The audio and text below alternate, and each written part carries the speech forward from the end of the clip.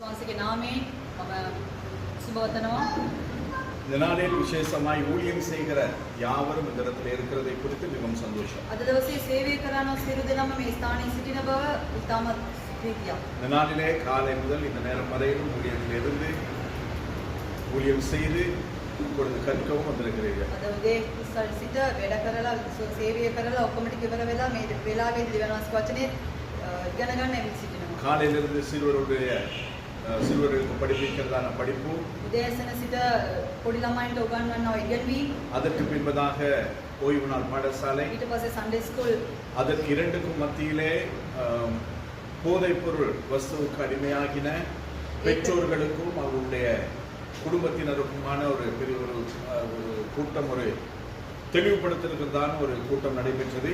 ඊට මැද ඇවිල්ලා මත්ද්‍රව්‍යයට අඩේ වෙලා සිටිනව අයට ඇවිල්ලා දෙමෝපියන්ට ඇවිල්ලා යම් මීටිමක් මේ ස්ථානයේදී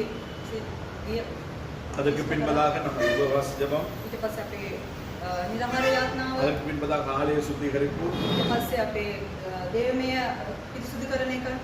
இப்பொழுது வேத படிப்பை காக வந்த உங்கள் ஒவ்வொருவரையும் கர்த்தர் தாமே நிறைவாய் මේ ஆசீர்வதிப்பார். වෙලාවේදී දෙවියන් වහන්සේගේ වචනේ ඉගෙන ගන්න එවි සිටින ඔය සියලු දෙනාම දෙවියන් වහන්සේ இந்த ආශිර්වාද. நாளிலே நாங்கள் கற்றுக்கொள்ள போகிறது இன்னும் ஒரு விசேஷித்த ஒரு வேத படிப்பு. අද දවසේදී අපි ඉගෙන ගන්න යන්නේ ඉතාමත් වෙන විශේෂ දෙවියන් වහන්සේගේ වචනයක්.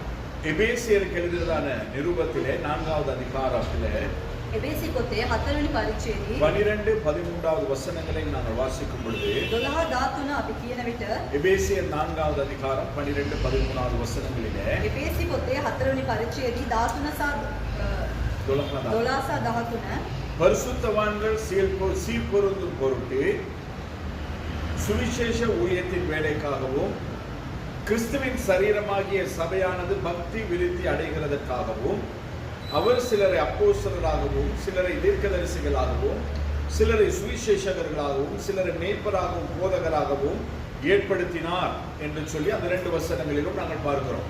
උන්වහන්සේ සමහරු පේරිතියන්ද සමහරු අනාගත වක්තවරුන්ද සමහරු සුභාරංචි ප්‍රකාශ කරන්නන්ද සමහරු සභා පාලකයන්ද සමහරු ගුරුවරුන්ද කොට දුන්සේක කියලා මේ පදේ අපි කියවලා බලනවා. அதில் 12வது பகுதியை நீங்கள் பாருங்கள். ඒකේ 12 වෙනි කොටස හොඳට බලන්න. பரிசுத்தவான்கள் சீர்பொருந்தும் பொருட்டு ඒ ශුද්ධාත්මයන් වහන්සේ එකතු වෙන පිරිස சுவிசேஷ ஊழியத்தின் வேலைக்காக සුභාරංචියේ වැඩ කරන්නට கிறிஸ்துவின் சபையாகிய சரீரமாகிய சபையானது ක්‍රිස්තුස් වහන්සේගේ සභාව සිටිනා වූ ශරීරයේ සිටිනා වූ සභාව பக்தி விருத்தி அடைகிறதற்காக ඒක ඉතාමත් பக்தி விருத்தி அடைகிறதற்காக முன்னாடி கீழே திருச்சிங்க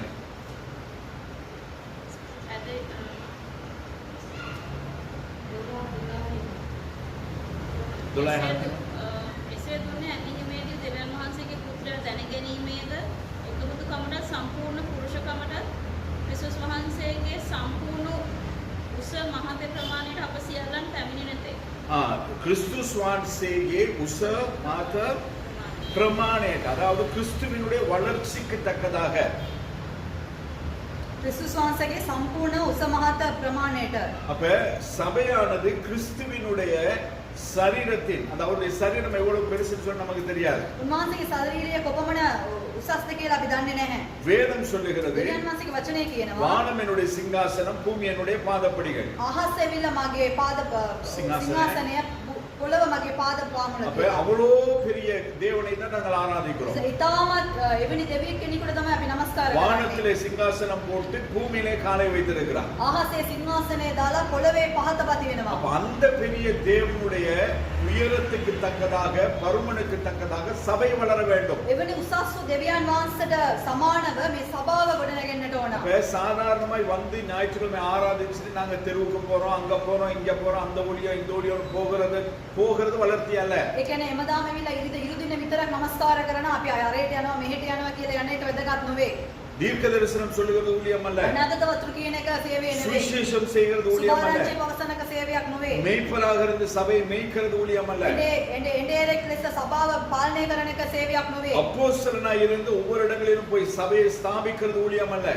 பேரித்ரியாක්ව සිට එක එක තැන් වලට ගිහලා සභාව බිහි කරන එක கற்றுக் සේවයක් கொடுக்கிறது නෙවෙයි. ஊழியம் அல்ல. උගන්වන එක සේවයක් නෙවෙයි. இந்த ஊழியங்கள் எல்லாம் எதற்காக? මේ සේවය සියල්ල කුමකටද? பரிசுத்தவான்கள் சீர்பொருந்தும் பொருட்டும் සුද්ධාත්මයන් වහන්සේ එක්සිටන පිණිස சுவிசேஷத்தின் வேலைக்காகவும், அதாவது இயேசு கிறிஸ்துவின் பிறப்பு, அவருடைய வாழ்வு, அவருடைய மரணம், அவருடைய உயிர்த்தெழுதல், அவர் பரமேறுதல், மறுபடியுமாய் வரப்போகிறது, இது அத்தனையும் தான் சுவிசேஷம். ඒ සුභාරංචි පවසන එක කියන්නේ යේසුස් වහන්සේගේ ඉපත, ඊට පස්සේ උන්වහන්සේගේ මරණය, උන්වහන්සේ නැවත නැගිටීම, උන්වහන්සේ නැවත එන බව, ඒ දේ තමයි සුභාරංචිය. அப்ப இத்தனை இந்த சுவிசேஷத்தை அறிவிக்கவும், ඒ නිසා මේ සුභාරංචිය ප්‍රකාශ කරන පිණිස கிறிஸ்துவின் சரீரமாகிய சபை, நீங்களும் நானும் சபை.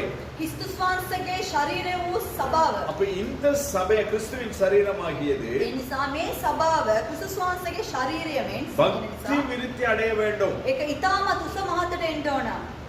அப்ப அதற்காய் தான் இந்த ஊழியங்களை கர்த்தர் ஏற்படுத்தி வைத்திருக்கிறார். මෙවැනි දේවල් නිසා තමයි මේ සේවාවල් උන්වහන්සේ සූදානම් කරලා තියෙන්නේ. நான் தீர்க்கதரிசி, මම අනාගත වක්තෘයි. நான் சுவிசேஷகன், මම සුභාරංචි நான் மேய்ப்பர், මම එඬේරෙක්. நான் அப்போஸ்தலன், මම පේරිතියන්. நான் ஒரு ஆசிரியர், මම එවිලා ගුරුවරයෙක්. அதாவது ஒரு போதகர். ඒ නිසා මගේ පාලකතුමා. அப்படி என்று மேன்மை பாராட்டுகிறதுக்கல்ல, ඒ නිසා අපි උඩඟු වෙන එකට නෙමෙයි.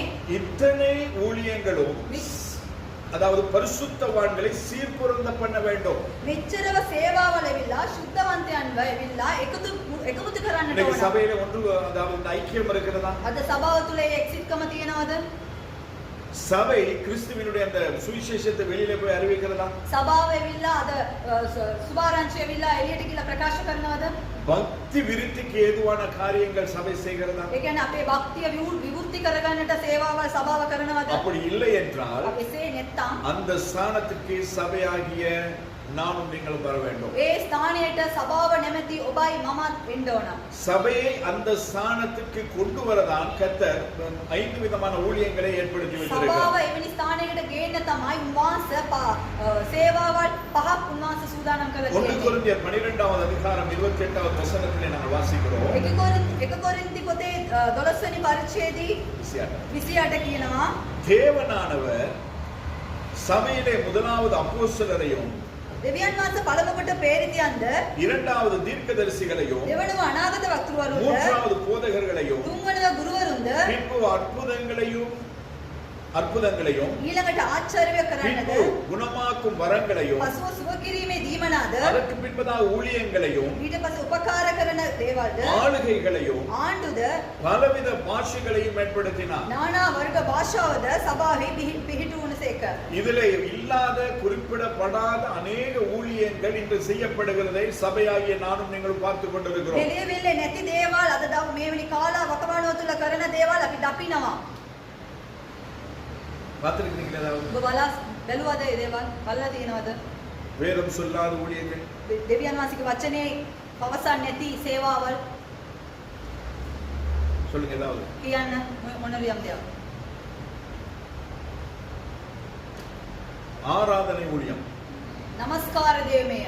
ஆராதிக்க வேண்டும். නමස්කාර කරන්නට ඕන. ஆனால் ஆராதனை வீரர்கள் வேதத்தில் எங்குமே கிடையாது. ඒ නිසා නමස්කාර වීරයෝ කියලා බයිබලයේ කොතනවත් ஒரே ஒருவன் இருந்தான், එකම එක පුද්ගලයෙක් அவன் සිටියා. காலம் தள்ளப்பட்டு එයා ඌ පල්ලයට වැටි. இன்னைக்கு அவன் பிசாசா இருக்கிறது நாம் எல்லாரும் அறிந்தது. ඌ අද යක්ෂයාමේ සිටින එක අපි දැන සිටිනවා. தள்ளப்பட்ட தூதனுடைய ஸ்தானத்தை அநேகர் இந்த நாளில் ஆராதனை வீரர்கள் என்ற அந்த பேரிலே எடுத்துக்கொண்டிருக்கிறார்கள். ඒ වැටීමට බලක්වා වූ ඒ යක්ෂයාව අද අරගෙන මම යාත්නා මම ප්‍රශංසා කරනවා වීරයා කියලා ඌ නම දා ගන්නවා. சண்டே ஸ்கூல் நடத்துகிறது தப்பு கிடையாது. සන්ඩේ ස්කූල් කරන එක වැරද්දක් නෙවෙයි. சண்டே ஸ்கூல் ஊழியத்திலே அநேகர் இன்று ஊழியக்காரர்களாய் மாறி இருக்கிறதை நாங்கள் கேள்விப்பட்டிருக்கிறோம், நான் உட்பட.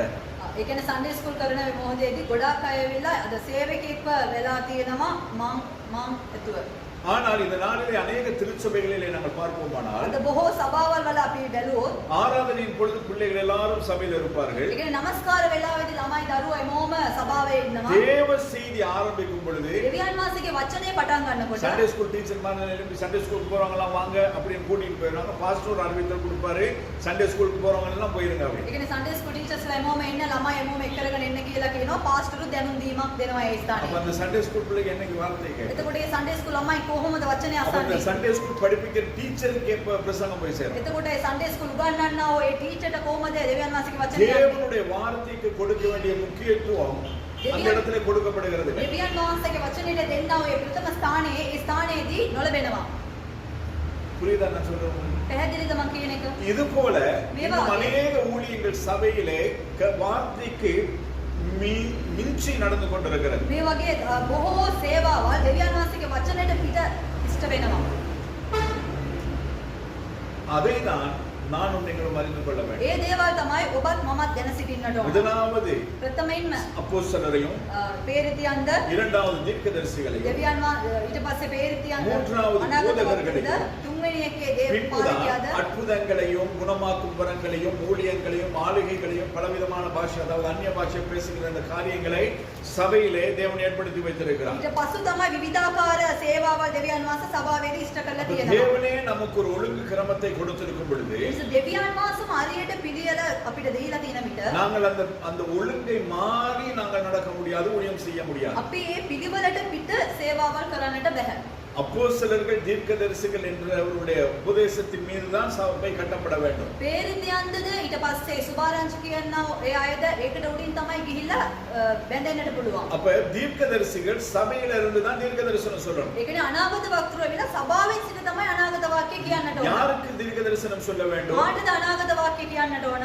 சபை සභාවේ அதாவது சபை என்னது பக்தி விருத்தி அடையும்படியாக සභාව වර්ධන වෙන පිණිස சபையிலே பக்தி සභාවේ அதிகமாகும்படியாக භක්තිය වර්ධනය වෙන පිණිස அதிகமான பக்தி விருத்தியாகும்படியாக ඒ සභාවේ භක්තිය විකෘත වෙන පිණිස சபையிலே இருக்கிறவர்களுடைய விசுவாசம் அதிகரிக்கும்படியாக සභාවේ සිටින්නා ඔය එදිරිවන්තයන්ගේ හැතෙහිල්ල වැඩි වෙන පිණිස சபையிலே இருக்கிறவருடைய வாழ்க்கை சீர்படும்படியாக සභාවේ සිටින්නා සෑම දෙනාගේ ජීවිතය ස්ථිර වෙන පිණිස அதாவது அவர்கள் செய்கிறதான தவறுகளை குற்றங்களை தீர்க்கதரிசிகள் அறிவிக்க வேண்டும். එයාලා කරන්නව වැරදි ඒ වැරදි දේවල් ටික අනාගත වත්‍රෝ ඒ දේවල් පවසන්නට ඕන. இனிமேல் என்னென்ன காரியங்கள் சம்பவிக்க போகிறது என்பதை தீர்க்கதரிசிகள் அறிவிக்க வேண்டும். ඊට පෙර මොන මොන දේවල්ද සිද්ධ වෙන්නට යන්නේ ඒ දේවල් අනාගත වත්‍රෝ පවසන්නට ඕන. தலைவலியோட கூட ஒரு ஆள் இருக்கிறார், ඔළුව කැක්කුමත් එක්ක කෙනෙක් ඉන්නවා. வயிற்று வலியோட கூட ஒரு ஆள் බඩේ இருக்கிறார். කැක්කුමත් එක්ක කෙනෙක් இப்ப ඉන්නවා. வா, அது கர்த்தர் உனக்கு சுகப்படுத்துவாரு. දැන් එන්න දෙවියන් වහන්සේ ඔබට සුව කරයි. இது தீர்க்க தரிசனம் கிடையாது, මේක අනාගත වාක්‍යයක් නෙවෙයි. இது வெளிப்பாடு. මේක ඇවිල්ලා එයාට පෙළඹීමක්. வெளிப்பாடுகள் தான் இந்த இடத்திலே என்னது பின்பு அற்புதங்களும் குணமாக்கும் வரங்களுக்குள்ளும் அது வருகிறது. ඒ කියන්නේ එවැනි පැළඹීමක් එනවා නම් එළිදරව් වීම වෙනවා නම් ඊට පස්සේ තමයි සුව කිරීම සහ ආස්කම් කරන දේවල් ඉෂ්ට වෙනවා. தேவன் ஏற்படுத்தின ஊழியத்தின் 5 முக்கிய பகுதிகள் என்ன? ඒ නිසා දෙවියන් වහන්සේ සූදානම් කළා ඔය සේවාවල් පහක් அந்த මත 5 ஊழியங்களினூடாக கர்த்தர் செய்கிறதான அதிசயங்கள் அற்புதங்கள் கர்த்தர் செய்ய நினைத்த காரியங்கள் என்ன? ඒ සේවාවල් පහකින් දෙවියන් වහන්සේ කරන්නා වූ ඒ සූදානම් කරන්නා වූ දේ මොකද්ද? இவை எல்லாவற்றையும் சபை இன்று தலைகீழாய் புரட்டி செய்து கொண்டிருக்கிறது. මේ සියලු දේවල් සභාවල් මේ දවස්වල වැරදි විදියට ඒ දේවල් කරගෙන ஒரு සිටිනවා. சிலராகிலும் வேதத்தை வேதமாய் தியானித்து வேதத்தின்படி வாழ வேண்டும் என்கிறதுதான் தேவனுடைய பிரியம், அது என்னுடைய பிரியமாய் இருக்கிறது. කීප දෙනෙක් හරි දෙවියන් වහන්සේගේ වචනය කියවලා වචනය අනුවෙන් ජීවත් වෙන්න ඕන කියන එක තමයි දෙවියන් වහන්සේගේ සැලැස්ම. 1 கொரிந்தியர் 14:40 நாங்கள் பார்க்கிறோம். 1 කොරින්තියர் 14:40 කියනවා சகலமும் நல்லொழுக்கமாயும் கிரமமாயும் செய்யப்பட கடவுது. ඒ කියන්නේ සියල්ල ඔබිනා ලෙසද පිළිවෙලින්ද කරනු ලැබේවා. சகலமும் සියල්ල நல்லொழுக்கமாயும் ඔබිනා ලෙසද கிரமமாயும் පිළිවෙලින්ද செய்யப்பட கடவுது. කරනු ලැබේවා. அப்ப நாம zigzag-ஆ ஓடக்கூடாது. ඒ කියන්නේ අපි ඒ විදිහට දුවන්න හොඳ නැහැ. நாம எதை செய்தாலும் அது சரியாய் செய்ய வேண்டும். අපි මොන දේ කරත් ඒ දේ හරි ආකාරයට කරන්නට நான் ඕන. அநேகரிடத்திலே ஊழியம் செய்யும்படியாக கேட்டேன். මම බොහෝ දෙනෙක්ගෙන් සේවාවල් කරන පිණිස මම ඇසුවා. அவர்கள் எல்லாரும் சொன்ன ஒரே ஒரு காரியம், එයාලා හැමෝම කිව්වා ඔය එකම දේ. நான் ஆயத்தமாக வேண்டும், මම සූදානම් වෙන්නට நான் ඕන. தகுதியாய் மாற මම வேண்டும், ඒකට සුදුසු වෙන්නට நான் ඕන. என்னை சரிப்படுத்திக் கொள்ள මම வேண்டும். මාව හරිගස්ස ගන්නට ඕන. இதுதான் சரியான முறை. මේ දේ තමයි හරි දේ. ஊழியம் கிடைக்கிறதேன்னு சொல்லி ஊழியங்களை செய்யக்கூடாது. සේවාවල් මට ලැබෙනවා කියලා මම සේවයට එන්න அப்ப ඕනේ නැහැ. இப்பேற்பட்டதான சுபாவம் உள்ளவர்களை මෙවැනි ස්වභාවයෙන් තියෙනා කෙනෙක්ව கர்த்தர் நிச்சயமாகவே ஊழியத்துக்கு தெரிந்தெடுத்திருக்கிறார் என்பதுதான் அர்த்தம். දෙවියන් වහන්සේ ඉතාමත් දෙවියන් වහන්සේ සේවාවට තෝරා පත් කරලා තියෙන එක තමයි ඒකේ පිළිබඳ වෙන්නේ. நான் என்னுடைய ஆரம்ப ஊழிய நாட்களிலே මගේ පටන් ගන්නේදී සේවාවල් පටන් ගන්න කාලේ யாரும் ஒரு ஊழியம் கொடுக்க மாட்டாங்களா මොකක් හරි සේවාවක් දෙන්නේ නැද්ද? அப்படின்னு தான் ஏங்கினதான ஏக்கம் ஒரு நாள் 2 நாள் 1 மாசம் 2 மாசம் அல்ல பல வருஷங்கள். මම බොහෝ වර්ෂ කාලයක් මොනවාරි යම් දෙයක් මට ලැබෙන්නේ නැද්ද කියලා මම පිපාසයෙන් සිටියා. அப்பொழுது එවැනි என்னை අවස්ථාවේදී ஆவிக்குள் நடத்தினதான ஒரு போதகர் இருக்கிறார், ஜான் பிள்ளை என்று சொல்லி, அவர் கர்த்தருக்குள் நித்திரையாகி விட்டார். ඒ කියන්නේ ජෝන් කියලා පාලකතුමා මාව ආත්මික ජීවිතයෙන් වර්ධන කරාව එයා දැන් නැහැ දෙවියන් වහන්සේ තුලට ගියා. அவர் ஒரு நைட் பிரேயர் நடத்தினார். එයා නයිට් ප්‍රේයර් එකක් එයා කළා. அந்த பிரேயர்ல ஒரு தலைப்பை கொடுத்து ඒ ප්‍රේයර් එකේ යම් මාතෘකාවක් දීලා மரியாளுக்கும் உள்ள வித்தியாசத்தை நீ இந்த நாளிலே பேச வேண்டும் என்று சொன்னார். මරියාටත් මාතාටත් තියෙන මරියාටත් තියෙනා ඒ වෙනස ඔබ කතා කරන්න ඕන කියලා කිව්වා. யார் மரியாள் தெரியுமா? අර මරියා කියන එක කවුද කියලා දන්නවද? இயேசு கிறிஸ்துவின் தாயாகிய மரியாள், යේසුස් වහන්සේගේ මව නැමැති මරියා, லாசருடைய சகோதரியாகிய மரியாள், ලාසරස්ගේ සහෝදරී වූ මරියා. இந்த ரெண்டு பேரை குறித்து பேசும்படியா சொன்னார். මේ දෙවෙනි දෙදෙනා ගැන කතා කරන්න කියලා කිව්වා. அப்போ ஒரு காரியத்தை எனக்கு கொடுத்து அவர் ஊழியம் செய்யும்படியா சொன்னார். ඒ නිසා උන්වහන්සේ ඒ දීලා මට සේවාවල් කරන්න කියලා அதுக்கு කිව්වා. காரணம் என்ன? ඒකට හේතුව කුමක්ද? அப்ப நான் வேதத்தை வாசிக்க வேண்டும், එතකොට තමයි මමට බයිබලෙ කියවන්න வேதத்தை පුළුවන්. தியானிக்க வேண்டும், එතකොට දෙවියන් වහන්සේ වචනේ මරියාளை කියවන්න குறித்து ஆராய පුළුවන්. வேண்டும். මරියා ගැන මට மரியாளை குறித்து ஆராய අනිත් வேண்டும். මරියා ගැනත් මම දැන இவர்கள் සිටින්නට ரெண்டு ඕන. பேருக்கும் ஒத்து போகிற சுபாவங்கள் குணாதிசயங்கள் என்ன என்பதை நான் பார்க்க මේගොල්ලන්ට வேண்டும். එකතු වෙන එක්සිට්කම මොකක්ද? ඒ වගේ කාර්ය කුමක්ද කියලා මම ஒத்து හොයන්න போகாத ඕන. காரியங்கள் என்ன என்பதை பார்க்க ඒ வேண்டும். වගේම මේ දෙදෙනාට එකඟ වෙන්නේ නැති இந்த කාර්ය ரெண்டு කුමක්ද மரியாளும் කියලා எப்படி මම இயேசுவோடு கூட சம்பந்தப்படுகிறார்கள் என்பதை நாங்கள் பார்க்க வேண்டும். මේ මරියාව දෙන්නාම යේසුස් වහන්සේ සමග කොහොමද සම්බන්ධ වෙන්නේ කියන එකත් මම බලන්නට ඕන. புரியுதா உங்களுக்கு? පැහැදිලිද? அப்ப இத்தனை காரியங்களையும் உள்ளடக்க வேண்டும். ඒ නිසා මෙච්චර දේවල් මම එකතු කරන්නට ඕන. அப்ப எவ்வளவு ஆயத்தம் தேவை? එතකොට කොච්චර මම සූදානම් වෙන්න ඕනද? இன்னைக்கு அப்படியெல்லாம் கிடையாது. අද එහෙම නැහැ. தூங்கி எழுப்புனா ஊழியக்காரனா தான் எழுப்புறான். නිදාගෙන නැගිට්ටොත් සේවකයෝ වගේ තමයි නැගිටින්නේ. கேட்டா சொல்றாங்க ஆண்டவர் பேசினார். එව්වත් කියන්නේ ස්වාමීන් වහන්සේ කතා ஆண்டவர் කරා. பேசினார்னா அதுக்கு மேல மறுபேச்சு பேச முடியாது. ස්වාමීන් වහන්සේ කතා කරා නම් ඒකට විරුද්ධව ඊළඟ වචනයක් කතා ஆனால் කරන්න எந்த බෑ. ஆண்டவர் பேசினார்ன்றதுதான் இங்க கேள்வி. එනිසා කොයි දෙවි කෙනෙක් කතා කරේද කියන එක තමයි ප්‍රශ්න. ஆண்டவருடைய வேதம் நிறைய காரியங்கள் சொல்லுகிறது. දෙවියන් වහන්සේගේ වචනය ගොඩාක් දේවල් කියනවා. கர்த்தருக்காய் தங்கள் ஜீவனையே தியானம் செய்கிற அந்த தேவன் ඒ பேசினாரா? කියන්නේ දෙවියන් වහන්සේ වෙනුවෙන් තමයි ජීවිතේම පූජාවක් ලෙස දෙන්නා වූ ඒ දෙවි කෙනෙක් කතා කරා. அல்லது தங்கள் வாழ்வுக்கு தங்களை ஏதாவது ஒரு ஆதாயத்தை தேடிக் கொள்ளுகிற இந்த வைராகிய தேவன் பேசினாரா? එහෙම නැත්නම් මොනවාරි යම් දෙයක් හොයාගන්න පිණිස මේ බඩ පෝසත් කරගන්න පිණිස ඒ වගේ දෙවි කෙනෙක් කතා කරා. ஏன்னா வேதம் அப்படித்தான் சொல்லுகிறது. ඒ කිව්වොත් බයිබලේ එහෙම තමයි පවසන්නේ. இந்த வயிறு நமக்கு தேவன். මේ බඩ මගේ අපිට දෙවියෝ. அதை குறித்து வருகிற நாட்களில் நான் உங்களோடு கூட நான் பேசுவேன். ඒ ගැන එන්නා වූ දවස්වල මම ඔබට කතා அதை කරනවා. குறித்து பேசும்படியாய் கர்த்தர் இன்னும் ஒரு தலைப்பை கொடுத்திருக்கிறார். ඒ ගැන කතා කරන උන්වහන්සේ තවත් මාතෘකාවක් දීලා තියෙනවා. அது அந்த வசனம் பிலிப்பியருக்கு எழுதின நிருபத்தில் இருக்குது. நீங்க போய் வீட்ல வாசித்து பார்க்கலாம். ඔබ ගෙදර ගිහින් ඒක කියවලා බලන්න පිලිප්පුට කිව්වා அப்ப වගේ. எதை நாங்கள் செய்கிறோம், ඒ නිසා කුමක්ද අපි කරන්නේ? யாருக்கு நாங்கள் செய்கிறோம், කාටද අපි කරන්නේ? எப்படி நாங்கள் செய்கிறோம் කොහොමද අපි කරන්නේ? என்பதை பொறுத்துதான் அது தேவனால் அங்கீகரிக்கப்படுகிறதா அல்லது தேவனால் நிராகரிக்கப்படுகிறதா மனுஷரால் அங்கீகரிக்கப்படுகிறதா என்பதை நாங்கள் உணர்ந்து கொள்ள முடியும். එවැනි දේවල් වලින් තමයි මේක දෙවියන් වහන්සේගෙන් මේක පිළිගන්න පුළුවන්ද නැත්නම් දෙවියන් වහන්සේ මේ දෙයට ප්‍රතික්ෂේප කරනවද කියන එක අපිට දැනගන්න පුළුවන්. ஏனென்றால் இந்த நாம் செய்கிறதான நான் பேசுகிறதான ஊழியம் இது கர்த்தருடையது. ඒ කිව්වොත් මම කතා කරන මේ සේවාවල් ස්වාමීන් වහන්සේගේ. அப்ப கர்த்தருடையதா இந்த ஊழியம் இருக்குமானால் එහෙනම් ස්වාමීන් වහන්සේගේව සිටිනවා මේ සේවාවල්. கர்த்தர் சொல்லுகிறதை தான் இந்த ஊழியத்தில் நான் செய்ய வேண்டும். ස්වාමීන් වහන්සේ පවසන දේ තමයි මම සේවාවල් තුල ඉෂ්ට ஏனென்றால் කරන්න இந்த ඕන. ஊழியத்துக்கு சொந்தக்காரர் கர்த்தர். ඒ කිව්වොත් මේ සේවාවට අයිතිකාරයා ස්වාමීන් இங்கு වහන්සේ. வேலை செய்கிறவர்கள் அநேகர் உட்கார்ந்து இருக்கிறீர்கள். වැඩ කරන බොහෝ අය මෙතන වාඩි அப்ப වෙලා ஒவ்வொருவரும் සිටිනවා. ஒவ்வொரு கம்பெனில வேலை செய்றீங்க. එකිනෙකින එක එක කම්පැනි එකේ වැඩ அப்ப කරනවා. நீங்க கம்பெனில நீங்க ஒரு கம்பெனில வேலை செய்றீங்கன்னா ඔබ එක කම්පැනි එකකට වැඩ කරනවා නම් நிஷாண்ட கம்பெனில இருக்கிற உள்ள வேலையை சுதர்ஷினி சிஸ்டர் கம்பெனில செய்ய முடியாது. නිෂාන්ගේ කම්පැනි එකේ තියෙන වැඩ ටික සුදර්ශනි සිස්ටර්ගේ කම්පැනි එකේ කරන්නට බෑ. ரெண்டு கம்பெனிஸ். එකම වෙන වෙන කම්පැනි. ரெண்டு கம்பெனிக்கு ரெண்டு சொந்தக்காரர்கள். ඒ කම්පැනි දෙකකටම වෙන වෙනම அந்த අයිතිකාරයෝ ரெண்டு ඉන්නවා. கம்பெனியிலும் செய்யப்படுகிறதான அதாவது வியாபாரம் அதாவது பிசினஸ் வேற வேற. ඒ කම්පැනි දෙකේම කරනවා බිස්නස් එක වෙන වෙන அப்ப இந்த நேச்சர் ஆஃப் பிசினஸ்க்கு ஏற்ற விதமாய் தான் அந்த இடத்திலே அவர்களை நியமித்து வைத்திருக்கிறார். නිසා ඒ බිස්නස් එකට අනුව තමයි එයාලව එතනදී නියම කරලා இல்ல තියෙන්නේ. நான் இப்படிதான் இருப்பேன்னு சொன்னா அடுத்த நாள் கிடையாது அப்பவே அனுப்பிடுவாங்க. නෑ මම මේව තමයි ඉන්නේ කියලා කිව්වොත් ඊළඟ දවසේම අදම தம்பி வேற இடத்தை பாத்துக்க அப்படின்னு. මල්ලි වෙන ස්ථානයක් බලාගන්න කියලා அப்ப කියනවා. அந்த இடத்திலேயே அப்படி ඒ என்றால் නිසා ඒ ස්ථානයෙන්ම එහෙම කියනවා. தேவனுடைய ஊழியத்தை செய்கிற இந்த ஊழியர்கள் எவ்வளவு ஜாக்கிரதையாக දෙවියන් වහන්සේගේ சேவைය කරන්න ඔය සේවකයෝ කොච්චර ප්‍රවේශමෙන් සිටින්නට ඕනද? அதனால தான் ஆண்டவரே எழுதி ඒ வைத்திருக்கிறார். නිසා තමයි දෙවියන් වහන්සේ විසින්ම ලියා තියෙන්නේ. அதிக ஆக்கினை தீர்ப்பு வரும் என்று බොහෝ ஆக்கினை தீர்ப்பு மினிஸ்டர் බොහෝ විනිශ්චය එනවා කියලා உங்களில் அநேகர் ஊழியர்களாக ஆகாதிருப்பீர்களாக. ඔබ බොහෝ අය සේවකයෝ වෙන්න එපා. ஏன்னு சொன்னா ஊழியக்காரனுக்கு அவ்வளவு ஆக்கினை. ඒ කිව්වොත් සේවකයන්ට බොහෝ විනිශ්චය තියෙනවා. ஏன்னு சொன்னா நாங்கள் செய்கிற ஒவ்வொன்றுக்கும் நாங்கள் கர்த்தருக்கு கணக்கு கொடுக்க வேண்டும். ඒ කිව්වොත් අපි කරන එක සියලු දේවල් වලටම දෙවියන් වහන්සේට ගණන් දෙන්න ඕන. பேசினாலும் கணக்கு கொடுக்கணும். කතා කළත් ගණන් දෙන්න ඕන. பார்த்தாலும் கணக்கு கொடுக்கணும். දැනුවත් ගණන් දෙන්න ඕන. சிரிச்சாலும் கணக்கு கொடுக்கணும். විනා වුණත් ගණන් දෙන්න ඕන. முறைச்சாலும் கணக்கு கொடுக்கணும்.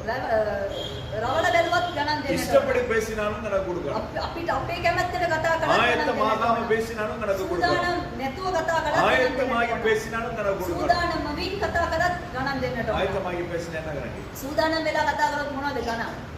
நீ ஆயத்தமான நேரம் பத்தாது. ඔබ සූදානම් වුණේ වෙලාව මදි. சமுத்திரம் உட்கார்ந்து இந்த நேரம் பத்தாது. මගේ පාමුලේ ඔය වැඩි වාඩි වෙලා සිටින වෙලාවල් මදි. என்னிடத்துல கேட்ட நேரம் பத்தாது. ඔබ මගෙන් අසමු වෙලාවල් මදි. சொல்லி கர்த்தர் சொல்லும் பொழுது அதுக்கு நான் ரீசன் கொடுக்கணும். එහෙම දෙවියන් වහන්සේ පවසනකොට ඒකටත් මම පිළිතුරු දෙන්නට ඕන. ஆண்டவரே நான் பைபிள் எடுத்து உட்கார்ந்த நேரத்துல மனைவி கூப்பிட்டாங்க.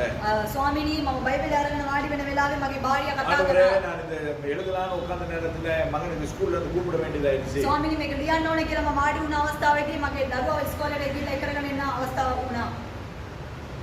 இதுல நாங்க வேலையில இருக்கும்போது சொல்ல முடியும்.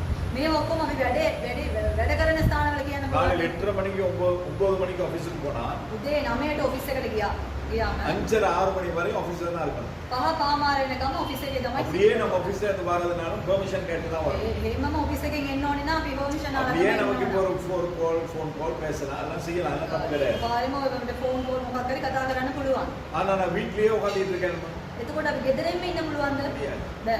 அப்ப ஊழியம் என்று சொல்லும் பொழுது එතකොට සේවය කියලා කියනකොට அது வேறு, ඒක වෙනස්. வேலை என்று சொல்லும் பொழுது அது வேறு, වැඩ කියලා කියනකොට ඒක වෙනයි. குடும்பம் என்று சொல்லும் பொழுது அது வேறு, පවුල කියලා කියනකොට මේක சபை වෙනයි. என்று சொல்லும் பொழுது அது வேறு. සභාව කියලා කියනකොට ඒක වෙනයි. எல்லாவற்றுக்கும் கர்த்தர் ஒரு வரையறை கதை ඒ வைத்திருக்கிறார். සියල්ලට දෙවියන් වහන්සේ යම් සීමාවක් දීලා තියෙනවා. அதற்குள் தான் நானும் நீங்கள் ஊழியம் செய்ய ඒ வேண்டியதாக සීමාව இருக்கிறது. තුලින් තමයි දෙවියන් වහන්සේට ඔබයි මමයි සේවය කරන්න ඕනේ. சுவிசேஷம் சொல்ல போறேன்னு இஷ்டத்துக்கு எழுப்பி போயிடாது. මම සුවිශේෂගේ සුභාරංචි කියන්නේ යනවා කියලා අපිට ඕනවට නැගිට යන්න බෑ. சுவிசேஷகர் சபையில இருந்து தான் ஊழியம் செய்ய வேண்டும். සුභාරංචි පවසන අය සභාවේ ඉඳලා තමයි සේවය කරන්න ඕනේ. ஆண்டவர் என்னை தீர்க்கதரிசியாய் அபிஷேகித்திருக்கிறான்னு சொல்லிட்டு நான் வெளியில போய் தெருவுல போய் தீர்க்க தரிசனம் சொல்ல முடியாது. දෙවියන් වහන්සේ මම අනාගත වක්තෙක් කෙනෙක්ට මම කැඳවලා තියෙනවා කියලා එළියට ගිහලා මට சபையிலிருந்து தான் தீர்க்க தரிசனம் சொல்ல வேண்டும். සභාවේ ඉඳලා තමයි முதலாவது පවසන්නට ඕන. சபையின் பக்தி விருத்திக்கு ஏதுவாக ප්‍රථමයෙන්ම සභාවේ භක්ති විකෘති කරගන්න පිණිස மெய்ப்பர்கள் ඇඬේරුවා. அவருக்கு சொல்ல முடியாது இந்த சபையிலே சேராத மந்தையிலே சேராத அநேக ஆடுகள் வெளியில உண்டுன்னு சொல்லிட்டு ஞாயிற்றுக்கிழமை எல்லாம் வெளியில போய் நிக்க முடியாது. ඇඬරුවන්ට කියන්න බෑ මෙතන සභාවට එන්න එපා මෙතන ඉන්න එපා කියලා. බොහෝ බැටළු එළියට ගිහිල්ලා ඉන්නවා. පැටලු එළියෙන් வைக்கல பாலகுவரேட எளிய යන්න යන්න බෑ. சரியா?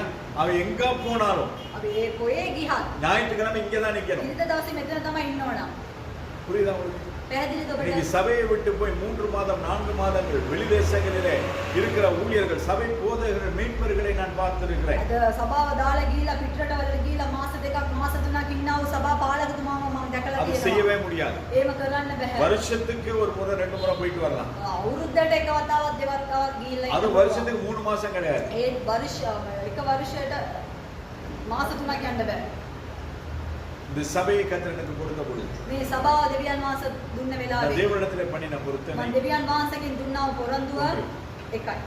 மாதத்தின் முதல் நாளிலும் මාසයේ පළවෙනි සතියේ மாதத்தின் முதலாவது ஞாயிற்றுக்கிழமையும் මාසයේ පළවෙනි ඉරු දිනේ கர்த்தர் கொடுத்த சபையிலே நான் இருக்கிறேன். ස්වාමීන් වහන්සේ දුන්නා වූ සභාවේ මම රැඳී සිටින්නට ඕන. அதுக்கு பிறகு 2 சண்டேஸ் இல்ல 3 சண்டேஸ் வருஷத்துக்கு ஒரு முறை 2 முறை வெளிய தேசத்துக்கு போய் வரலாம். ඊට පස්සේ ආයි දවස් 7ක් සති දෙකක් හෝ වෙන රටකට ගිහින් அதுவும் போகாமல் இருக்கிறது நல்லது. ඒකත් යන්න නැතුව ඉන්න එක හොඳයි. ஏனென்று சொன்னால் கர்த்தர் என்னை இந்த சபைக்கு தான் வச்சிருக்கிறார். ඒකෝ දෙවියන් වහන්සේ මාව මේ සභාවට තමයි ස්ථිර ஆனால் කළේ. சில சமயங்களில் வெளியிலே போய் போதிக்கும் பொழுது கர்த்தர் நம்மை ஒரு நோக்கத்தோடு கூட கொண்டு போகிறார். සමහරක් වෙලාවෙ එළියට ගිහිලා ප්‍රදේශනා කරනකොට දෙවියන් වහන්සේගේ යම් සැලසුමක් ඇතුව උන්වහන්සේ ගෙනියනවා. அதுவும் தேவன் ஒன்றுக்கு 2 முறை அது உறுதி செய்தாலே ஒழிய நாங்கள் போகக்கூடாது. ඒක දෙවියන් වහන්සේ එක දෙපාරක් ස්ථිර කරාට පස්සේ තමයි ඒ දේ කරන්න. சம்பாதிக்கிறதுக்காகவோ காணிக்கை சேர்த்துட்டு வர்றதுக்காகவோ என்னுடைய சபையின் தேவைகள் குடும்ப தேவைகள் சந்திக்கப்படுவதற்காகவோ நான் வெளியே போக வேண்டிய அவசியமே கிடையாது. මුදල් අම්බ කරන්න හෝ සම්මාදම් ගන්න හෝ අපගේ පවුලේ අවශ්‍යතාවයන් සපයා ගන්න හෝ මං එළියට ගිහිලා සේවාවල් කරන්න අවශ්‍ය නැහැ. ஏனென்றால் சபை கர்த்தரனை ஊழியத்துக்கு அழைத்திருப்பாரானால் ස්වාමීන් වහන්සේ මාව සේවාවට කැඳවලා තියෙනවා නම් என்னை விசாரிக்க வேண்டியது, எனக்கு படி அளக்க வேண்டியது என் ஆண்டவருடைய வேலை. මාව බලා ගන්න එක මම රැකවල් ගන්න එක උන්වහන්සේගේ වැඩ. அதை நான் சரியாய் செய்யும் பொழுது ඒ දේ මම හරියට පිළිවෙලට කරන විට படியை மாத்திரமல்ல උන්වහන්සේ ඒකට විපාක විතරක් නොවේ போனஸும் சேர்த்து தரும். බෝනස් එකක් දෙඩිපුරම දීලා දෙනවා. அதுக்காக நான் அலைய வேண்டிய அவசியமே ඒ இல்லை. නිසා මම ඒට මෙට දුවන්න අවශ්‍ය නැහැ. 1 தெசலோனிக்கேயர் 1 தெசலோனிකේ 5வது அதிகாரம் 5 19 21வது வசனம் வரை நாங்கள் வாசிக்கும் பொழுது 19 සිට 21 දක්වා අපි කියනකොට அதிலே 3-4 காரியங்களை கர்த்தர் ஆவியானவர் எழுதி வைத்திருக்கிறார். ඒක කරුණු කිහිපයක් උන්වහන්සේ දීලා තියෙනවා.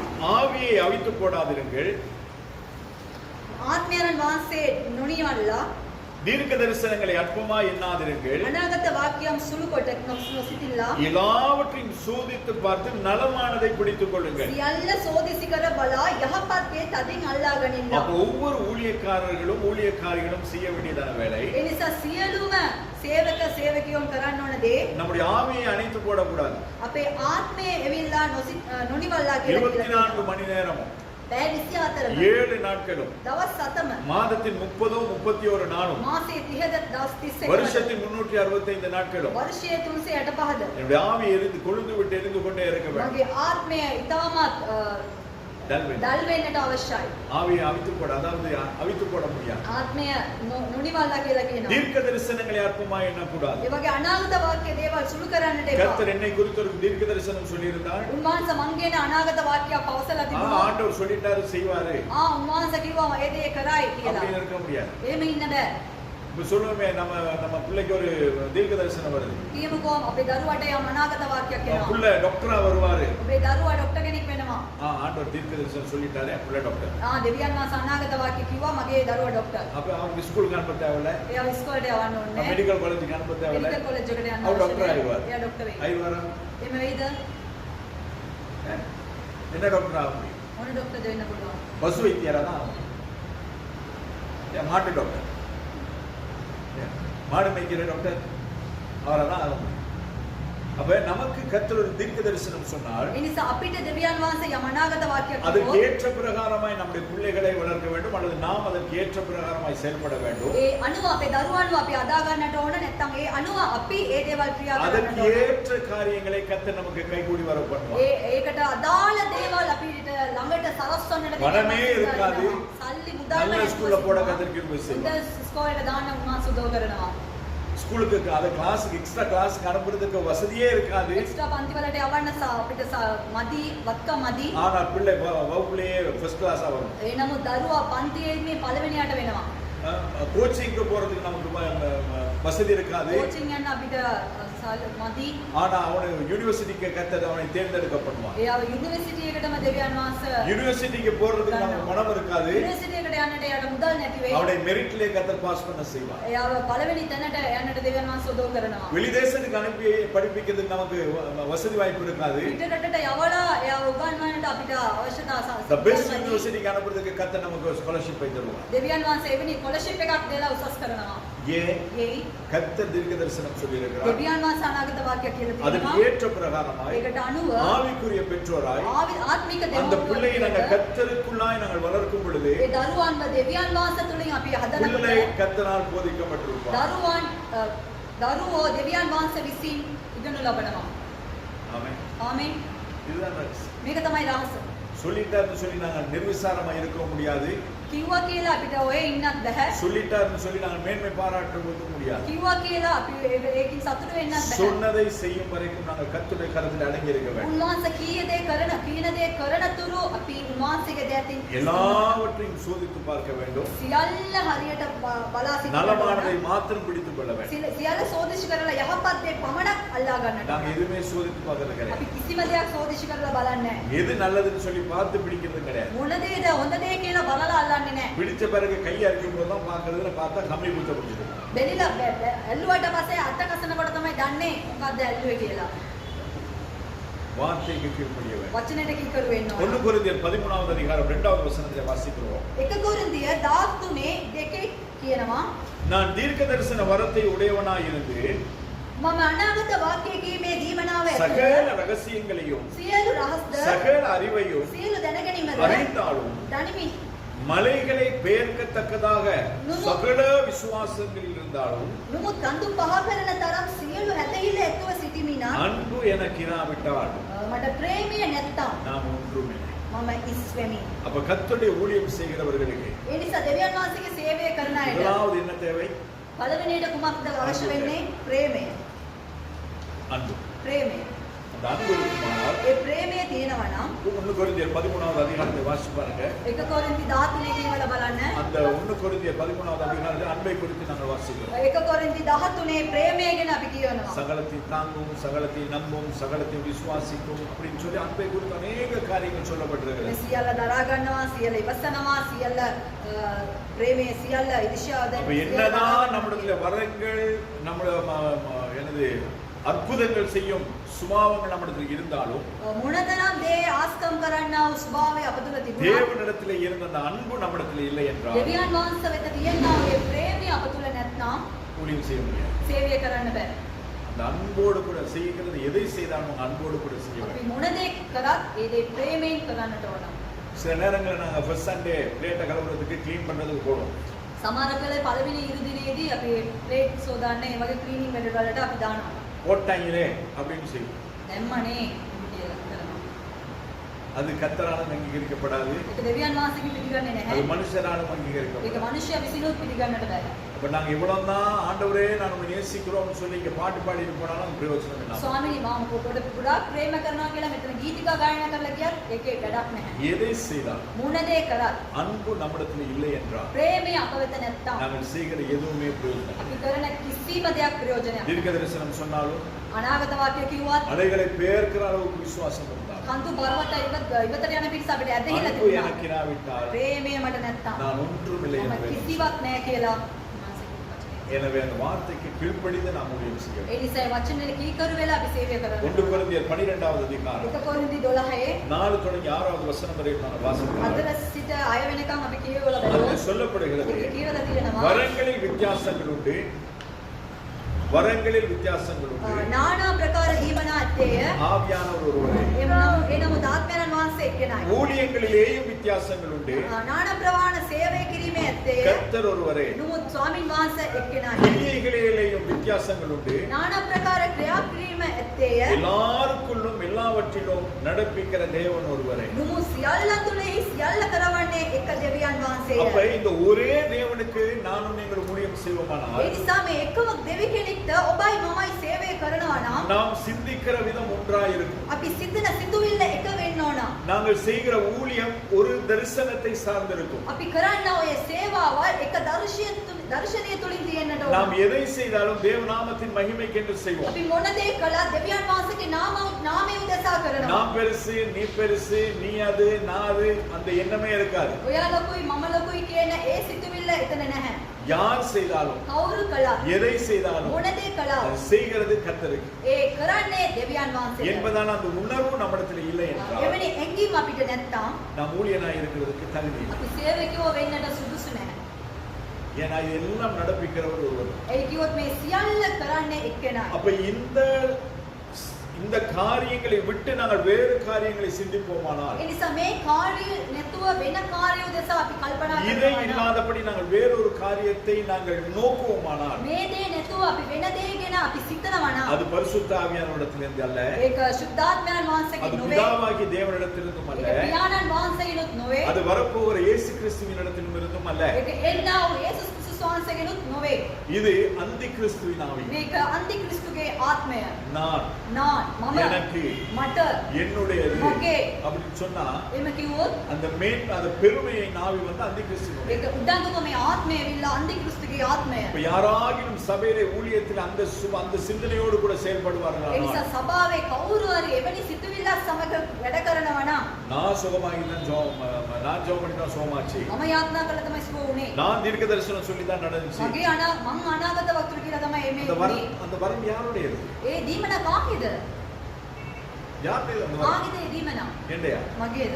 கர்த்தருடையது. දෙවියන් වහන්සේගේ. அவர் கிருபையாய் கொடுத்திருக்கிறார். ඒක උන්වහන්සේ කරුණාවෙන් எதற்கு கொடுத்திருக்கிறார்? ඒයි දීලා තියෙන්නේ. சபையின் வளர்ச்சிக்காக, සභාව වර්ධන වෙන පිණිස. சபையின் அதாவது விசுவாசிகளுடைய நன்மைக்காக සභාවේ ඇදහිලිවන්තයන්ගේ වීම வர்தனை. වර්ධනයට என்னுடைய பேர் பிரஸ்தாபத்துக்காகவும் මගේ නමටවත් இது சோ செஞ்சது මේක සොයින්සෝ කරපු දේ அப்படின்னு சொல்லுகிறதுக்கலாம் ඒවක කියන්නට නොවේ. என்பதை ஊழியத்தில் இருக்கிறவர்கள் සේවාවවලින් සිටින අය தலைவர்களாய் இருக்க வேண்டும் என்று விரும்புகிறவர்கள் නායකෙක්ව සිටින්නට ඕන කියලා அவர் බලාපොරොත්තු වෙන ஊழியர்களாய் අය. இருக்க வேண்டும். එයාලා සේවකයෝ විස நான் සිටිනවා. எதை செய்தாலும் මම මොන දේ என் කළත් மூலமாய் தேவநாமம் மட்டும்தான் மகிமைப்பட வேண்டும். මා තුලින් දෙවියන් වහන්සේගේ නාමය පමණයි. அதன் மூலமாய் நான் அதாவது சிலர் வந்து தங்களை தாழ்த்துகிறது போல உயர்த்துகிறதை நாங்கள் பார்த்திருக்கிறோம். සමහරක් අය ඇවිල්ලා අපිව යටත් කරනවා වගේ යටත් කරලා එයාලා அதாவது උසස් කරගන්නවා. ஆவிக்குள்ள தங்களை தாழ்த்துறாங்களாம். ඒ කියන්නේ ආත්මික ජීවිත තුලින් තමන්ම යටත් ஆனா ஆட்டோமேட்டிக்கா කරගන්නවා. தெரியாம அவங்களே அவங்க உயர்த்திட்டு இருக்காங்க. ඊට පස්සේ නොදැනුවත්ව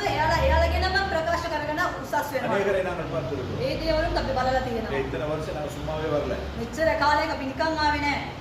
எத்தனை பேரை பார்த்திருக்கிறோம். කොච්චර අයව බලලා ரிப்பேர்பட்டதை கர்த்தர் அருள்வது. මේ දේවල් උන්වහන්සේ පිළිකුල් ஏனென்றால் வேதம் தெளிவாய் சொல்லுகிறது. ඒ කිව්ව දෙවියන් වහන්සේගේ වචන ඉතාමත් பெருமை உள்ளவனுக்கு தேவன் எதிர்த்து நிற்கிறார். උඩඟු වෙන්න ආයෙත් දෙවියන් වහන්සේ විරුද්ධව සිටිනවා. பெருமை நமக்கும் தேவனுக்கும் இடையில ஒரு பெரிய விரிவை உண்டு பண்ணிவிடும். උඩඟුකම ඇවිල්ලා දෙවියන් වහන්සේට අපිට ලොකු තැනක් ඉස්තැනක් නැති කරනවා. 1 கொரிந்தியர் 14வது அதிகாரம் 1 කොරින්ති පොතේ 14 27 முதல் கொண்டு 37 32 வரை வாசிப்பீர்களானால் 27 සිට 32 වෙනකන් කියවුවොත් நாங்கள் எப்படி அந்நிய பாஷை பேச வேண்டும், අපි කොහොමද අන්‍ය භාෂාවන් කතා நாங்கள் எப்படி කරන්නේ? தீர்க்க தரிசனம் சொல்ல අපි வேண்டும், කොහොමද අනාගත වක්තු அந்த அந்நிய பாஷையை நாங்கள் எப்படி வியாக்கியானம் பண்ண ඒ வேண்டும், අන්‍ය භාෂාව කොහොමද අපි පැහැදිලි அந்நிய කරලා பாஷை දෙන්න? பேசுகிறவன் இருப்பானால் අන්‍ය භාෂාවල් කතා කරන කෙනෙක් வியாக்கியானம் ඉන්නවා. பண்ணுகிறவனும் இருக்க வேண்டும். ඒ දේ පැහැදිලි කරන්නව කෙනෙක් வியாக்கியானம் பண்ணுகிறவன் இல்லை என்றால் ඒ දේ පැහැදිලි කරන කෙනෙක් නැත්තම් அந்நிய பாஷையை பேசக்கூடாதுன்னு வேதம் சொல்லுது. අන්‍ය භාෂා කතා කරන්න එපා කියන දෙවියන් වහන්සේ වචනේ කියනවා. இன்னைக்கு வாயை திறந்தா அந்நிய பாஷை தான். අද කට හැරියොත් අන්‍ය භාෂාවල් ஆனா තමයි. அதுக்கு அர்த்தம் தெரியாது. ඒකට හේතුව අර්ථය දන්නේ නැහැ. கேட்ட நம்ம என்ன சொல்லுவோம்? ඒවොත් අපි මොකද්ද කියන්නේ? அர்த்தம் சொல்ல முடியாது. අර්ථය කියන්නට බෑ. ஏனென்றால் நான் தேவனோட ஒரு ரகசியம் பேசுகிறேன். ඒ කිව්වොත් මම දෙවියන් වහන්සේ සමග රහස කතා ரகசியம் කරනවා. பேசுறவன் சத்தமாக பேசுவான். රහස කතා කරන කට අයියෙන් කතා කරනවද? சொல்லுங்க. ரகசியம் பேசுறவன் சத்தமாக பேசுவான். රහස කතා කරන අය අයියෙන් කතා කරනවද? ரகசியம் பேசும் பொழுது நான் பேசுகிற ஆளுக்கு மட்டும்தான் கேட்கணும். අපි රහස කතා කරනකොට අපි කතා කරන කෙනෙක්ට විතරයි சபையில நீ அந்நிய பாஷை பேசினீன்னா வியாக்கியானம் பண்ண வேண்டிய நிர்பந்தம் வந்தா நீ வியாக்கியானம் பண்ணி தான் ஆகணும். සභාවල් වල තුල ඇවිල්ලා අන්‍ය භාෂාවල් කතා කරොත් එවිලා ඒක පැහැදිලි කරන්න කෙනෙක් අවශ්‍යයි. அப்படி இல்லைன்னா நீயா அதை வியாக்கியானம் பண்ணணும். එහෙම කෙනෙක් නැත්තම් ඔයාම ඒ දේ ඇවිල්ලා පැහැදිලி அப்படி කරන්න ඕන. அப்படி இல்லை என்றால் நீ பேசாதீர் என்று வேதம் එහෙම தெரிவிக்கிறது. නැත්තම් ඔයා කතා නොකරන්න කියලා උන්වහන්සේගේ වචනේ කියනවා. 14வது 1 கொரிந்தியர் 14:3 நாங்கள் பார்க்கிறோம். 1 කොරින්ති 16:3 බලනවා. தீர்க்க தரிசனத்தை குறித்தும் அனாவை. අනාවේකේ ගැන 14 பார்க்கிறோம் அந்நிய பாஷை குறித்தும். 14 බලනවා අන්‍ය භාෂාව ගැන. 14:5 பார்க்கிறோம் 14:5 බලනවා அந்நிய பாஷையும் தீர்க்க தரிசனமும் குறித்தும். අන්‍ය භාෂාව වන්‍ය භාෂාවලිනුත් තථා මේ අනාගත වක්තු இந்த ගැන. 14வது அதிகாரத்தை நீங்கள் வீட்டிலே போய் வாசித்து பாருங்கள். මේ 14 වෙනි පදයේ පරිච්ඡේදය අපි ගෙදර ගිහින් நன்றாய் தியானித்து பாருங்கள். හොඳට මෙනෙහි කරලා இதிலிருந்து බලන්න. கர்த்தர் உங்களுக்கு அநேக காரியங்களை கற்றுத் தருவார். මේ තුලින් දෙවියන් වහන්සේ බොහෝ දේවල් ඔබට උගන්වනවා. கடைசியாய் சில முக்கியமான ஒரு காரியத்தை நான் சொல்லி நான் முடிக்க விரும்புகிறேன். අන්තිමට මම දෙයක් කියලා මම ඉවර කරන්න இந்த යනවා. எந்த ஊழியங்கள் செய்தாலும் මේ මොනියම් සේවාවල් කරත් அப்போஸ்தலராய் இருக்கட்டும், පේරිතියෙන් වෙන්න පුළුවන්. தீர்க்கதரிசியாய் இருக்கட்டும், අනාගත වාක්‍ය කෙනෙක් වෙන්න පුළුවන්. சுவிசேஷகனாய் இருக்கட்டும், සුභාරංචි කියන කෙනෙක් වෙන්න மேய்ப்பராய் இருக்கட்டும், එඬේරෙක් වෙන්න පුළුවන්. போதகராய் இருக்கட்டும். පාලකතුමා කෙනෙක් වෙන්න පුළුවන්. அப்போஸ்தலர், පේරිතියන් கமா, කම தீர்க்கதரிசி, අනාගත වක්තෙක් கமா, කම சுவிசேஷகன், සුභාරංචි පවසන අය கமா, மேய்ப்பரும் போதகரும். එඬේර සහ දේවදාසයා இது ரெண்டும் ஒண்ணா தான் வரும். මේ දෙකම එකට இது ரெண்டு එන්නේ. கடையில கமா கிடையாது. මේ දෙකට මැද කම නැහැ. அப்ப அப்போஸ்தலர்களுக்கு இந்த 5 விதமான ஊழியங்களும் இருக்க வாய்ப்புண்டு. ඒ නිසා පේරිත්‍රයන්ට ඇවිල්ලා මේ සේවාවල් පහම තියෙන්න පුළුවන්. தீர்க்கதரிசிகளுக்கும் இந்த ஊழியங்கள் இருக்க வாய்ப்புண்டு. අනාගත වක්තවරුන්ටත් මේ සේවාවල් තියෙන්නට පුළුවන්. ஆனால் சுவிசேஷகனுக்கு ඒ නමුත් සුභාරංචි පවසන අයට ஏனைய ஊழியங்கள் இல்லை අනිත් සේවාවල් නැහැ. என்பதை ඒක தயவாய் கருத்தில் கொள்ள வேண்டும். ඒක ඔයගොල්ලෝ ඉතාමත් சுவிசேஷம் செய்கிறவர்கள், සුභාරංචි පවසන අය சுவிசேஷ ஊழியத்துக்கு அழைக்கப்பட்டவர்கள், සුභාරංචි පවසන සේවාවලට அவர்கள் කැඳවාගත්තු අය சுவிசேஷகர் மட்டும்தான். අයාලා ඒකට විතරයි. அவர்களுக்கு வேற ஊழியம் கிடையாது. එයාලට වෙන සේවාවක් නැහැ. அப்போஸ்தலர்கள், පේරිත්‍රයන් அப்போஸ்தலர்கள் என்றால் පේරිත්‍රයන් කියන්නේ உண்மையான அர்த்தம் සැබෑ අර්ථය அவர் இயேசு தேவனை கண்டவர்கள். එයාලා දෙවියන් වහන්සේව දැකපු අය. ஆனா இன்னைக்கு இருக்கிறோம் யாராவது இயேசுவை பார்த்திருக்காங்க? අද සිටින කවුරුරි යේසුස් වහන්සේව நிறைய பேர் දැකලා சொல்லுவாங்க நான் ஆண்டவரை பார்த்தேன் அப்படி. සමහරක් අය කියනවා මම දෙවියන් වහන්සේව ஆனா வேதம் දැකලා. சொல்லுகிறது එනමුත් දෙවියන් වහන්සේගේ වචනය කියනවා பார்த்தவங்க ஒருத்தன் உயிரோட கூட இல்ல அப்படி. බලපුවා කවුරුවක්වත් ජීවත් அப்ப වෙනවා பார்த்துட்டு නැහැ. உயிரோட கூட இருந்தாங்கன்னா சோத்திரம். උන්වහන්සේව දැකලා ජීවත් වෙනවා නම් ස්තුතියි. ஆனாலும் அந்த அப்போஸ்தல அபிஷேகம் உள்ளவர்கள் ඒ නමුත් ඒ පේරිත්‍රයන් වෙන විදියට அவர்கள் தேசாந்திரியாய் போய் එයාලා ரட்டவண்டிக்கு රටවටේ ගිහිල්ලා அவர் கர்த்தருக்கென்று ஆலயங்களை ஸ்தாபித்து එයාලා දෙවියන් වහන්සේට කියලා සභාවල් බිහි කරලා ஊழியங்களை ஏற்படுத்தி සේවාවල් බිහි කරලා ஒரு ஊழியக்காரன் ஒரு மேய்ப்பனை அந்த இடத்துல ஏற்படுத்துகிறது தான் அப்போஸ்தலருடைய ஊழியம். එඬේරෙක් වෙතන පත් කරන එක තමයි ඒ පේරිත්‍රයන්ගේ සේවාව. தீர்க்கதரிசிகள் என்றால் අනාගත நான் වක්තෘ ஏற்கனவே சொன்னது போல මම පළවෙනිම කිව්වා වගේ அது அப்போஸ்தலராய் இருக்கட்டும், එයාලා පේරිත්‍රයන් වෙන්න පුළුවන්. சுவிசேஷகராய் இருக்கட்டும், සුභාරංචි කියන අය மேய்ப்பராய் இருக்கட்டும், එඬේරෙක් වෙන්න පුළුවන්. போதகராய் இருக்கட்டும், දේවදාසෙක් වෙන්න சபையிலே පුළුවන්. இருக்கிற விசுவாசிகளாய் இருக்கட்டும், සභාවේ ඉන්නව වැදහිලිවන්තෙක් වෙන්න அவர்கள் පුළුවන්. எல்லாருக்கும் ඒ සියලු දෙනාට தேவனுடைய வார்த்தையை சொல்லுகிறது, அது எச்சரிப்பை சொல்லுகிறவன் தான் தீர்க்கதரிசி. දෙවියන් වහන්සේගේ වචනේ පවසන කෙනා තමයි අනාගත වාක්‍යය. சுவிசேஷகர் என்றால் සුභාරංචි පවසන අය இந்த ஆண்டவருடைய அந்த பிரதான கட்டளை, දෙවියන් වහන්සේගේ ප්‍රධාන ආඥාව. அந்த கட்டளையை මේ எடுத்துக்கொண்டு ආඥාව අරගෙන தெருவா போகணும், එම තැනම යන්න ඕන. ஊரூரா போகணும், ගම ගම්වල යන්න கிராம ඕන. கிராமமா එක போகணும், එක ගම්වලට යන්න பட்டணம் ඕන. பட்டணமா போகணும், එක එක ප්‍රදේශවලට தேசம் යන්න ඕන. தேசமாய் එක போகணும். එක දේශය තුළට போய் යන්න ඕන. ஆண்டவருடைய பிறப்பு முதல் கொண்டு அவருடைய வருகை பரியந்தம் சொல்ல வேண்டும். ගිහිල්ලා උන්වහන්සේගේ ஈமதான் ඊම දක්වා කියන්නට ඕනේ. පටන් සියලු දේම. எல்லாவற்றையும் உள்ளடக்கி இருக்கிறது. ඒ සියලු දේ ඒකට ඇතුල් වෙන්න ඕන. அற்புதங்கள் அடையாளங்கள் மாத்திரம் கிடையாது, ආස්කම් දේවල් විතරක් නෙවෙයි. தீர்க்க தரிசனங்கள் மாத்திரம் கிடையாது, අනාගත වාක්‍ය පමණක් வெளிப்பாடுகள் மாத்திரம் கிடையாது, එලිදරාවීම පමණක් சுகப்படுத்தல் නෙවෙයි. மாத்திரம் கிடையாது. සුව කරන එක පමණක් නෙවෙයි. இவைகளோடும் அவைகளையும் செய்ய வேண்டும். මේවලත් එක්ක අනිත් දේවලුත් அப்ப කරන්න. சுவிசேஷகர் மட்டும்தான் இந்த பிரதான கட்டளையான்னு கேட்டா கிடையாது. ඒ කියන්නේ සුභාරංචි පවසන අයට විතරයිද මේ ආඥාව කියලා ඔය එවොත් නැහැ. ரட்சிக்கப்பட்ட அத்தனை பேரும் சுவிசேஷம் சொல்ல வேண்டியது நம்ம மீது விழுந்த கடமை. ගැලවීම ලැබුවෝ සියලුම දෙනාම සුභාරංචි කරන එක අපේ යුතුයකම. சமயம் வாய்த்தாலும் வாய்க்காவிட்டாலும் අවස්ථාවක් හම්බුණත් නොලබුණත් நமக்கு கிடைக்கும் அத்தனை நேரங்களிலும் ஆண்டவருடைய சுவிசேஷத்தை, ஆண்டவரை பற்றி நாங்கள் சொல்ல வேண்டும். අපිට හම්බෙනව ඒ සෑම අවස්ථාවලම දෙවියන් වහන්සේ ගැන අපි කියන්නට ඕන.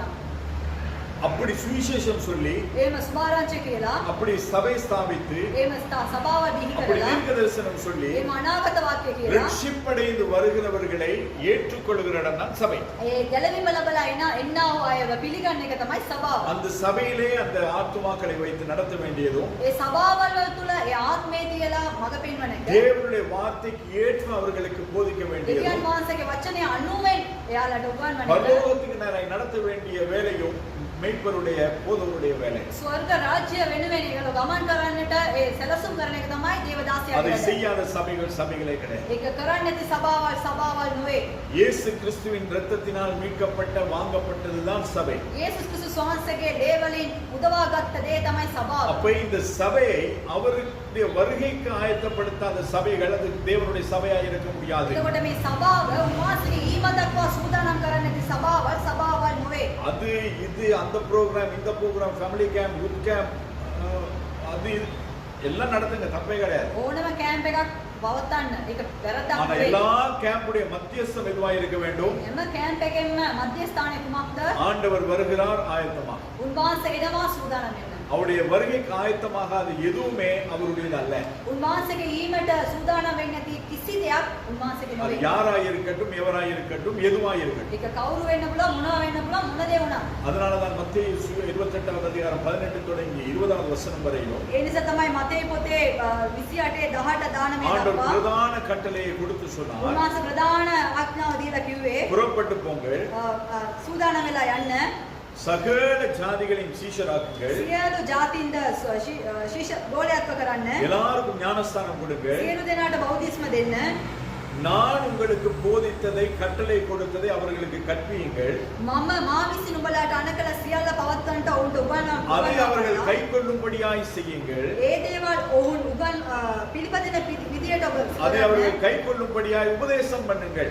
ඒ දේ ඒගොල්ලෝ කරන පිණිස ඔබ එයාලට දේශනා இதை කරන්න. செய்தால் මේ දේ කළොත් உலகத்தின் முடிவு பரியந்தம் சகல நாட்களிலும் நான் உங்களோடு கூட இருப்பேன் என்று ஆண்டவர் මේ දේ சொல்கிறார். කළොත් ලෝකේ අන්තිම දක්වා මම නුඹලා සමග සිටිනවා කියලා උන්වහන්සේ කිව්වා.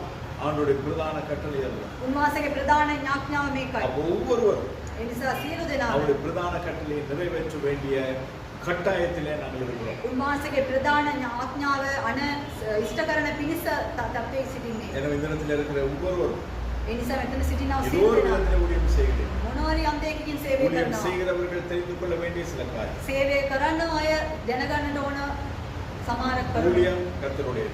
සේවය දෙවියන් වහන්සේගේ. சபையிலிருந்து செய்யப்பட வேண்டியதுதான் ஊழியம். සභාවේ සිට කරන්න ඕන දේ තමයි සේවය. பரிசுத்தவான்கள் சீர்பொருந்தும் பொருட்டு செய்யப்பட வேண்டியதுதான் ஊழியம். ශුද්ධාත්මයන් වහන්සේ එකතු වෙන පිණිස කරන්න ඕන දේ තමයි සේවය. சபைகளுக்குள்ள பிரச்சனைகள், සභාවල් තුල ප්‍රශ්න, சபைக்குள்ள பிரிவினைகள், සභාවල් තුල ඇවිල්ලා බැඳීම්, சபைகளுக்குள்ள ஏற்றத்தாழ்வுகள், සභාවල් තුල ඇවිල්ලා වෙනස්කම්, சபைகளுக்குள்ளே குழப்பங்கள், සභාවල් තුල ඇවිල්ලා ප්‍රශ්න, இதை ஏற்படுத்துகிறவர்கள் என்னைக்குமே ஊழியக்காரனா இருக்க தகுதி இல்லாதவர்கள். මේ දේවල් ඇති කරන අය කවදාවත් සේවයක් වෙන්න බෑ.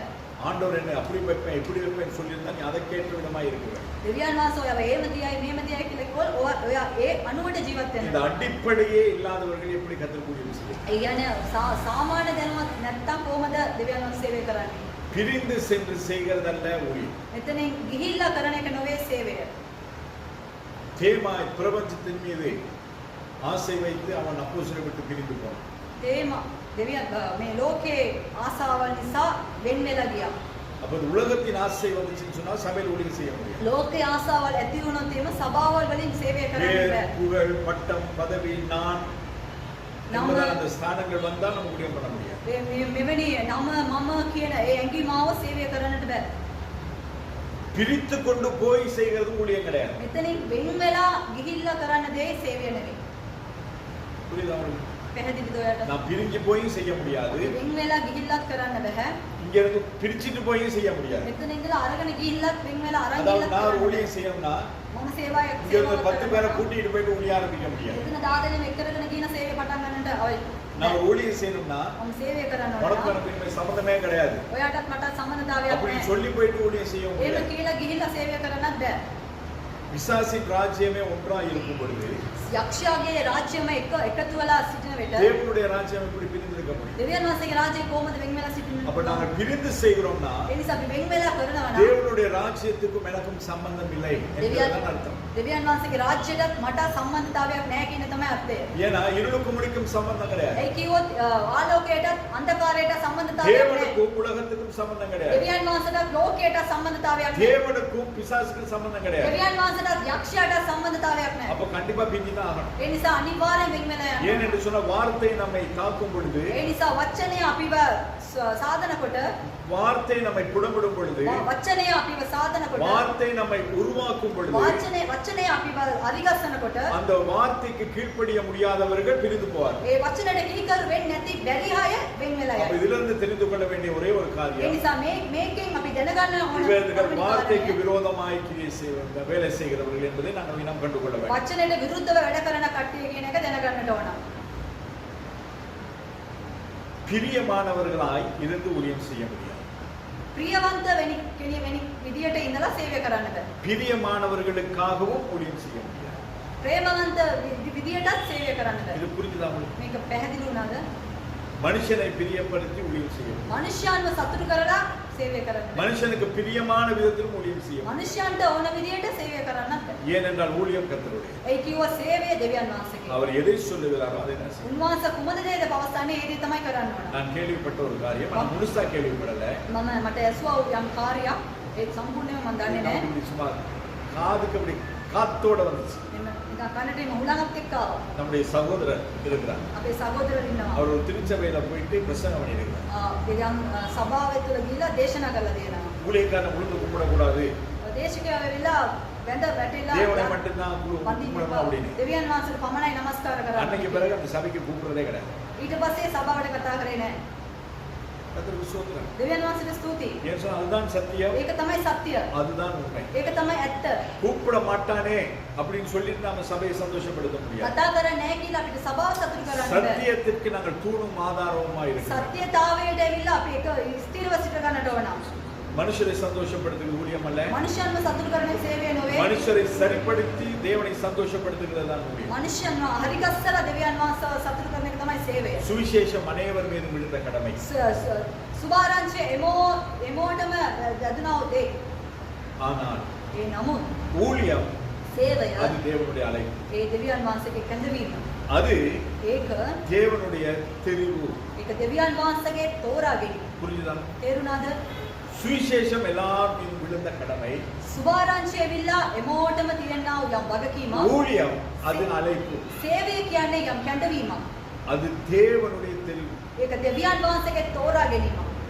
இவரு இவரு இவரு அப்படின்னு தேவன் தெரிவு செய்கிறார். මියා කියලා දෙවියන් වහන්සේ තෝරා ගන්නවා. திரளான ஜனங்கள் බොහෝ සෙනඟ ஆண்டவராய் இயேசு கிறிஸ்துவை பின்பற்றினார். යේසුස් වහන්සේව පිළිපැදලා ගියා. அவர் ராத்திரி முழுவதும் பிதாவாகி தேவனுடைய சமூகத்திலே போய் ஜெபித்தார். එයා රා පුරාම දෙවියන් වහන්සේගේ පාමුලේදී යාඥා කරා. காலையிலே வந்து උදෑසනදී ඇවිත් 12 பேரை தெரிவு செய்தார். 12 කෙනෙක්ව දෙවියන් වහන්සේ තෝරා ஏன் ගත්තා. தெரிவு செய்தார்? එයි තෝරාගත්තේ ஊழியம் செய்கிறது கிடையாது, සේවය කරන්න නෙමෙයි. அவரோடு கூட இருக்கும்படியா. උන්වහන්සේ සමග සිටින පිරිස. அப்ப அவரோடு கூட இருக்கிறவர்கள் උන්වහන්සේ සමග සිටින අය அவருக்காய் ஊழியம் செய்வார். උන්වහන්සේ වෙනුවෙන් සේවය කරනවා. தேவ சமூகத்தில் இருக்கிறார். දෙවියන් වහන්සේගේ පාමුලේ ඉන්නවා. தேவனோடு இருக்கிறார். දෙවියන් වහන්සේ සමග ඉන්නවා. தேவனுக்காய் இருக்கிறார். දෙවියන් වහන්සේ වෙනුවෙන් ඉන්නවා. அவர்களுக்கு தான் அழைப்பு, එයාලට තමයි කැඳවීම. அவர்களுக்கு தான் தெரிந்து கொள்ளும். එයාව තමයි දෙවියන් වහන්සේ තෝරලා තියෙන්නේ. தாளந்து, දීමනාව, கிருபை வரங்கள், කරුණාව, அது ஊழியம் கிடையாது. ඒක සේවාවල් වේ. அது ஊழியம் ඒක සේවය கிடையாது. නෙමෙයි. நான் நல்லா பாடுறேன். මම හොඳට ගායනා කරනවා. விக்டரத்நாயகன் நல்லா பாடுறாரு.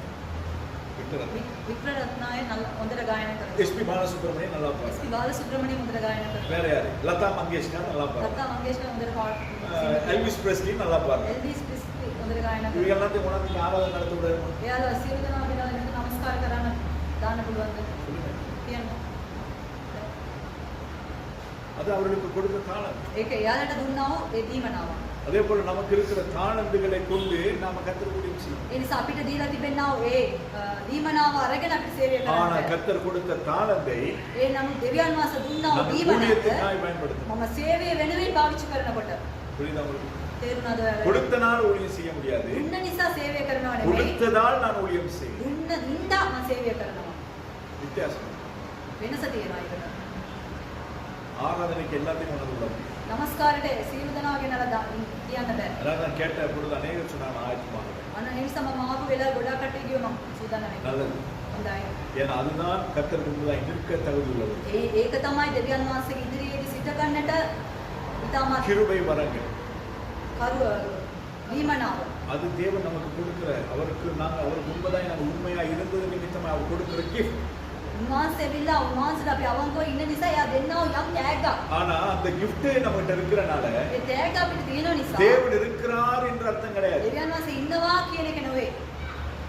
சில நேரம் ஆண்டவர் நம்ம விட்டு போயிருப்பார் සමානකට දෙවියන් වහන්සේ අපිව දාලා போய் යන්නේ. எத்தனையோ வருஷங்களா இருக்கும் ගිහිල්ලා අවුරුදු ගණනාවක් ஆனா වෙන්න அவர் පුළුවන්. கொடுத்த கிஃப்ட் நம்ம தான் இருக்கும் ඒ නමුත් උන්වහන්සේ දුන්න ත්‍යාග අපි ළඟ තියෙනවා. நான் போட்டு வச்சிருக்கல මම දාලා දෙන එනකම දෙන ඔච්චක இந்த දෙන්නේ. ஒச்ச கொடுத்தவர் இப்ப நம்மளோட இருக்கிறாரு මේ ඔච්චක දුන්න එක්කෙනා අපිත් ஏன்னு එක්ක சொன்னா නෑ. அவருக்கு அவங்க இது கொரியாவில் இருந்தார் එයා ඇවිල්ලා දැන් කොරියාවේ அப்ப ඉන්නවා. கொரியாவில் இருந்து அவர் கால் பண்ணி கேட்பாரு அப்படிதான் பாஸ்டர் நான் கொடுத்து வச்சா அனுப்புங்க அப்படின்னு එයා ආනවද කෝල් කරලා පාස්ටර් මම දුන්නා ඔච්චක එවන්න කියලා. இல்ல. නෑ.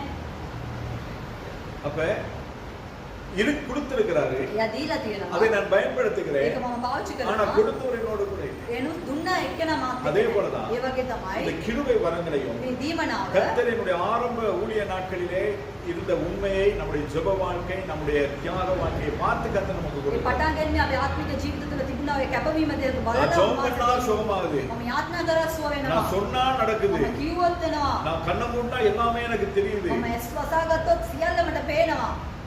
அது பரிசுத்தாவியை தேவன் உங்களுக்கு கொடுக்கும் ඒක සුද්ධාත්මයන් වහන්සේ ඔබට දෙන්නේ. இன்னைக்கு அவர் இருக்கிறாரா இல்லையான்னு ஆராய்ந்து பார்க்க வேண்டியது என்னுடைய අද උන්වහන්සේ ඉන්නවද නැද්ද කියන සෝදිසි කරලා බලන එක මගේ යුතුයකම. இது ஊழியம் கிடையாது මේක සේවයක් නොවේ.